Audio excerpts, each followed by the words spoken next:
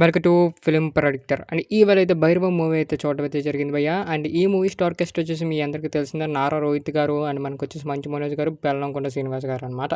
And entire movie చూసిన తర్వాత నా ఒపీనియన్ ఏంటంటే నాకైతే పర్లేదు భయ్య, నచ్చింది. అంటే వన్ టైం వాచబుల్ అండ్ నీట్గా థియేటర్లో అయితే మనం 2 గంటల 30 నిమిషాలు అయితే ఎంజాయ్ చేయొచ్చు అనమాట. అండ్ మెయిన్ వచ్చేసి ఇది ఒక తమిళ్ మూవీ రీమేక్ అనేసి ఈ మూవీ అయితే నాకు వెళ్ళిన తర్వాత తెలిసిందనమాట. అండ్ ఆ మూవీ అయితే నేనైతే ఎస్పెషల్లీ నేనైతే చూడలేదు కూడా. అండ్ ఆ మూవీ టీజర్ ఎప్పుడో చూసినట్టున్నాను కానీ ఆ మూవీ ట్రైలర్ మన సినిమా అయితే నేను చూడలేదు. బట్ ఆ సినిమా నేను చూడలేదు కాబట్టి నాకు ఈ మూవీ అయితే చాలా బాగా ఎక్కిందనమాట. బట్ ఆ మూవీ చూసిన వాళ్ళకైతే ఈ మూవీ మీద అంత ఇంపాక్ట్ అయితే కలగదనమాట. అండ్ సేమ్ స్టోరీ ఎక్కడ అనేది మనకైతే మైనస్ చేయలేదు అనేసి చెప్తున్నారనమాట. ఓకే, మొత్తంతో నేను ఫస్ట్ సినిమాకి వెళ్ళడం కూడా ఒక నెగిటివ్ వైబ్తో వెళ్ళాను. ఎందుకంటే ఈ సినిమా కొంచెం ఎందుకని మంచి స్లో అవుతుందేమో అనుకున్నాను. బట్ మూవీ చూసిన తర్వాత అయితే నాకు నెగిటివ్గా ఎక్కడ అనిపించలేదు భయ్. ఎందుకంటే సినిమా అంతా నీట్గా తీసుకెళ్లారు. ప్రజెంటేషన్ వైజ్గా కానీ, అక్కడికి వచ్చే యాక్షన్స్ వైజ్గా కానీ, అక్కడికి వచ్చే క్యారెక్టర్స్ వైజ్గా కానీ డైరెక్టర్ గారు బాగా బిల్డ్ చేసుకున్నారు ప్రతి ఒక్క క్యారెక్టర్ని. అండ్ మెయిన్ వచ్చేసి కొంచెం మాకు బాగా లౌడ్గా ఎక్కువైందంటే బీజం భయ్య. అంటే బీజం అనేది ఒక సెట్ ఆఫ్ టైంలో అయితే బాగుంది. బట్ ఒక సెట్ ఆఫ్ టైంలో అయితే కొంచెం నాకు చిరాకు ఇరిటేటింగ్ అనిపించింది అనమాట. అండ్ మెయిన్ వచ్చేసి మనకి వీళ్ళు ముగ్గురు యాక్టింగ్ అయితే ఎర్రగా తీస్తారు భయ్య. నారా రోహిత్ గారు కానీ, మంచు మనోజ్ గారు కానీ, మనకి బెల్లంకొండ శ్రీనివాస్ కానీ ఎక్కడ తగ్గేదేలా అని ఈ ముగ్గురు పర్ఫార్మెన్స్ అయితే చూపించారనమాట. అండ్ మెయిన్ ఫస్ట్ హాఫ్ అనేది కొంచెం స్లో నేరేషన్ వెళ్తుంది. అంటే క్యారెక్టర్స్ని ఇంట్రొడ్యూస్ చేయడానికి అండ్ మనకు అక్కడికి వచ్చేసి అక్కడికి స్టోరీ మనకైతే రన్ చేయడానికి ఇవన్నీ చూపించడానికి మనకు ఫస్ట్ హాఫ్ అనేది కొంచెం స్లో నేరేషన్ తీసుకెళ్తారు బేసిక్లీ. అండ్ ఎప్పుడైతే ఇంటర్వల్ సీన్ పడుతుందో అండ్ ఆ బ్యాంగ్ అయితే అదిరిపోతుంది భయ్య. అక్కడికి వచ్చి బీజం కొంచెం తక్కువ అయినట్టు నాకు అనిపించింది. ఇంకా బీజం బాగుంటే మాత్రం ఆ సీన్ అయితే ఇంకా బాగా ఎలివేట్ అవుతాను.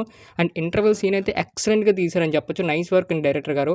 అండ్ మనకు వచ్చే సెకండ్ హాఫ్లో అనేది స్టోరీ ఇన్వాల్వ్ అవుతుంది అనమాట. అంటే బాగా స్టోరీ డెప్త్గా అనేది మనం తీసుకెళ్ళడం అయితే జరుగుతుంది అనమాట. అండ్ నేను వచ్చేసి నారా రోహిత్ గారు వాట్ ఏ కమ్బ్యాక్ మూవీ అని చెప్పొచ్చు. అండ్ మనకు వచ్చేసి మంచు మనోజ్ గారిది కూడా కమ్బ్యాక్ మూవీ అని చెప్పొచ్చు. బెల్లంకొండ శ్రీనివాస్ గారిది కూడా కమ్బ్యాక్ మూవీ అని చెప్పొచ్చు అనమాట. అంటే ఎందుకంటే వీళ్ళు ముగ్గురికి కమ్బ్యాక్ మూవీ అని చెప్పాను. అంటే ఈ ముగ్గురు పర్ఫార్మెన్స్ వైజ్గా ఎర్ర కొట్టేశారు భయ్య. అండ్ మేలు వచ్చేసి నారా రోహిత్ గారిది చాలా రోజులు అయింది సినిమా తీయడం. అతను ఎలా చేస్తారో అనుకున్నాను కానీ కొట్టారని చెప్పొచ్చు. తన క్యారెక్టర్ కానీ అక్కడ డైరెక్టర్ కూడా తన క్యారెక్టర్ బాగా ఇంపార్టెన్స్ అయితే ఇచ్చారనమాట. అండ్ మెయిన్ వచ్చేసి బెల్లంకొండ శ్రీనివాస్ గారిది కొంచెం ఫస్ట్ హాఫ్ అనేది కొంచెం స్లో నేరేస్తుంది వెళ్తుంది. అయితే ఇతను ఎలా పెట్టారు అనేసి సెకండ్ హాఫ్ వస్తుంది భయ్య. And main interval sequences Bellamkonda Srinivas గారిది హైలైట్ అనమాట. అంత బాగా చూపించారు. అండ్ బెల్లంకొండ శ్రీనివాస్ గారి యాక్టింగ్ ఈజ్ వెరీ గ్రేట్ అని చెప్పొచ్చు. అండ్ ఈ మూవీలో ఎక్కడ తగ్గేదేలా అండ్ పర్ఫార్మెన్స్ అయితే తను అయితే చేయడం అయితే జరిగింది అనమాట. అండ్ మెయిన్ మంచు మనోజ్ గారి లుక్స్ అయితే వెరీ ఎక్సలెంట్గా ఉంటాయి భయ్య. అంటే వైలెంట్గా ఉంటాయి అనమాట తన లుక్స్ అనేవి. తన వాయిస్ బేస్ వచ్చి అక్కడ వాయిస్ బేస్ వస్తుంది కదండి, అక్కడికి వచ్చేసి మనమే భయపడతాం అన్నమాట కొన్ని సీన్స్లో. అంత క్రూయాలిటీగా అయితే తనని అయితే చూపించడం అయితే జరిగిందనమాట. అండ్ మెయిన్ వీళ్ళిద్దరి కన్నా మనకు మంచు మనోజ్ గారు బాగా భయంగా, అంటే ఇప్పుడు అతను చూస్తే మాత్రం మనకు కూడా భయపడేలా విధానంలో తీసుకెళ్లారు డైరెక్టర్ గారిని. అండ్ అతను చూపించే బిగ్ స్క్రీన్ మీద కూడా అతను చూసినప్పుడు అయితే మనకైతే మంచి ఆనందం అయితే కలుగుతుంది అనమాట. అండ్ వీళ్ళు ముగ్గురు వైజ్గా యాక్టింగ్ అయితే ఎటువంటి డోకా లేదు. అండ్ మెయిన్ వచ్చేసి ఇందులోనే జయసుధ గారు కూడా యాక్ట్ చేశారు భయ్య. అండ్ జయసుధ గారి క్యారెక్టర్ ఒక మామ రోల్ అయితే ఇవ్వడం అయితే జరిగింది. ఎక్సలెంట్గా చేశారు. తన రోల్ వైజ్గా అయితే తన పర్ఫార్మెన్స్ అయితే దొల్లకు దోపం వేశారని చెప్పొచ్చు. ఎటువంటి డోకా లేదు. అండ్ మెయిన్ వచ్చేసి ఈ మూవీ ఒక బంగారం చుట్టూ ఒక నిధి చుట్టూ తిరుగుతుంది భయ్య. అంటే ఒక గుడి చుట్టూ టైప్లో తిరుగుతుంది అనమాట. అండ్ ఈ మొత్తం గుడి చుట్టూ తిరిగితే అసలు ఎందుకు ఎలాగైంది, అసలు ఈ ముగ్గురు ఎందుకు వచ్చారు, ఈ ముగ్గురు ఎందుకు పెట్టారు ఈ మూవీలో అంటే మీరు ఖచ్చితంగా థియేటర్కి చూసుకోవాలన్నమాట. అండ్ మెయిన్ వచ్చేసి ఎక్కడ మనకి సెకండ్ టాప్ అయితే ఎక్కడ డల్ ఉండదు భయ్య. ఒక చిన్న సీన్స్ కూడా మనకి ఎక్కడ డల్ ఉండవు అనమాట. అంటే సెకండ్ టాప్ అనేది పరిగెడుతూనే ఉంటుంది అనమాట సినిమా మొత్తం. అండ్ విలన్స్ వైజ్గా కూడా విలన్స్ అండ్ క్యారెక్టర్స్ కూడా బాగా డిజైన్ చేశారు. అంటే ఈ ముగ్గురు మాత్రం ఫస్ట్ ఇంట్రొడక్షన్ సీన్స్ అయితే చాలా బాగా చేశారనమాట. అండ్ మెయిన్ వచ్చేసి ఇందులో మనకైతే మంచు మనోజ్ గారు ఫస్ట్ ఎంట్రీ సీన్ అయితే చాలా బాగుంటుంది. అండ్ ఎస్పెషల్లీ మెయిన్ చెప్పాలంటే వీళ్ళిద్దరు కానీ ఫస్ట్ మంచు మనోజ్ గారు ఎంట్రీ సీన్ అయితే ఎక్సలెంట్ అని చెప్పొచ్చు.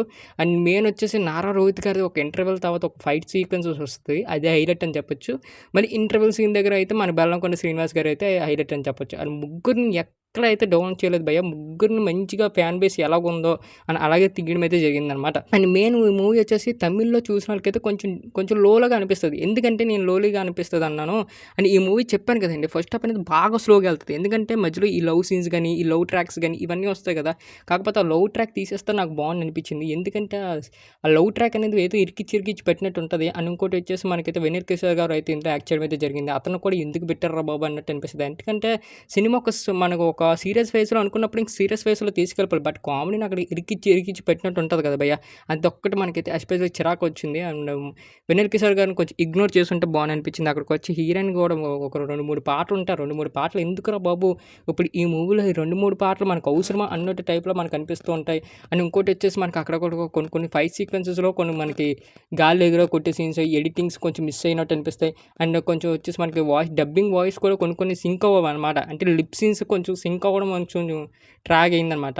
అండ్ అవి కూడా చాలా నెగెటివ్స్ ఉన్నాయి. బట్ ఈ మూవీలో పాజిటివ్ ఏదైనా ఉందంటే అదొక స్టోరీ లైను, ఇంకోటొచ్చేసి ఈళ్ళు ముగ్గురు పెర్ఫార్మన్సెస్ అయితే కొట్టేసారని చెప్పొచ్చు. ఈళ్ళు ముగ్గురు యాక్టింగ్ వల్ల మీరు థియేటర్‌కెళ్ళితే మీ టికెట్ ఎంత పడతదో అంత కూడా వర్త్ అవుతదనమాట. అండ్ మెయిన్ వచ్చేసి ఈ బిగ్ స్క్రీన్ మొత్తం ఈళ్ళు ముగ్గురే ఆక్రమించేస్తారు భయ్య. మొత్తం ముగ్గురితో సినిమా అంతనా.